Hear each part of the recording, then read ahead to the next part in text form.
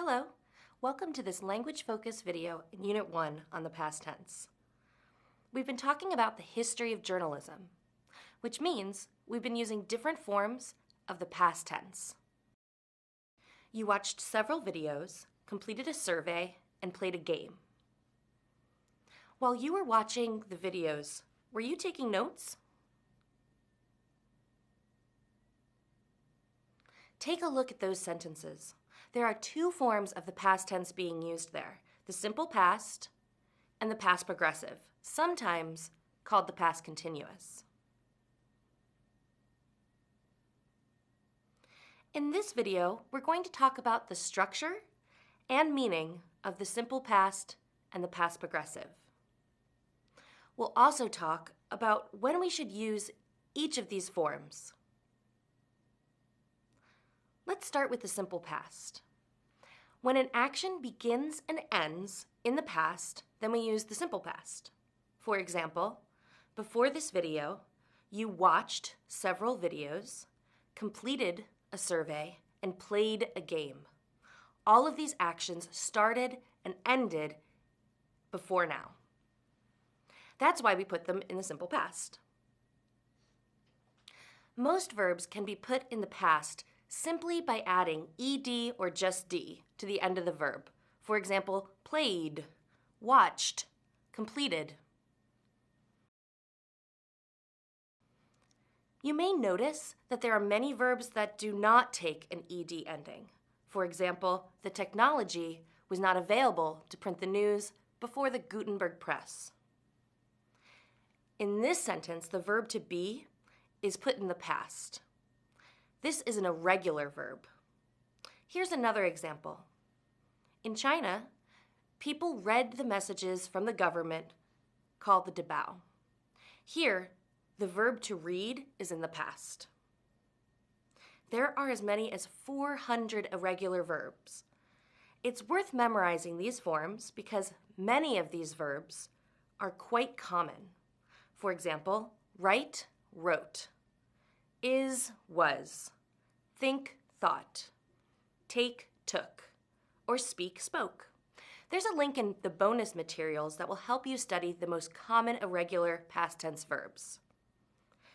Now let's move on to talk about the structure of the past progressive.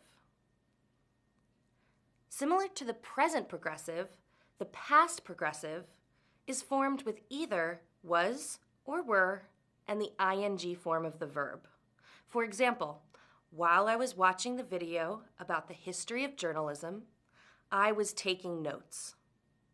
This means that there was a duration, a period of time, when you were watching and taking notes. Similar to the simple past, this is an event that began and ended in the past. But with the past progressive, the audience, the listener or reader, knows that it happened for a longer time, not just a moment. Many times, the past progressive and the simple past are used together. For example, I was researching the story when my editor called.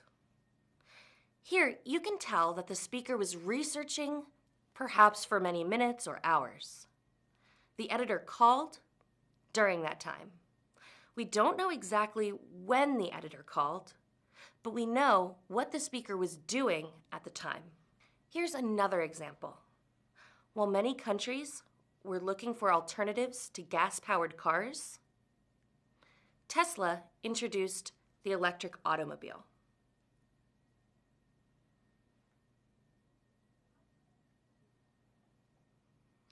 Notice that while is often used to introduce the past progressive, and when is often used with the simple past. And remember, when you choose between past simple and past progressive, think about which action takes the longest. That action will be in the past progressive form. To summarize, we've talked about the simple past and the past progressive.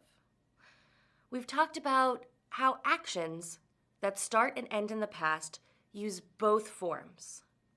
Use the past progressive to show what was happening when something else happened. use the simple past if you are just talking about one event that began and ended in the past. Also, remember to study those irregular forms. Lastly, we talked about how to use both forms together while using either while or when. Check your understanding of this concept with the next game. Also, check the bonus materials for a game using irregular past tense verbs.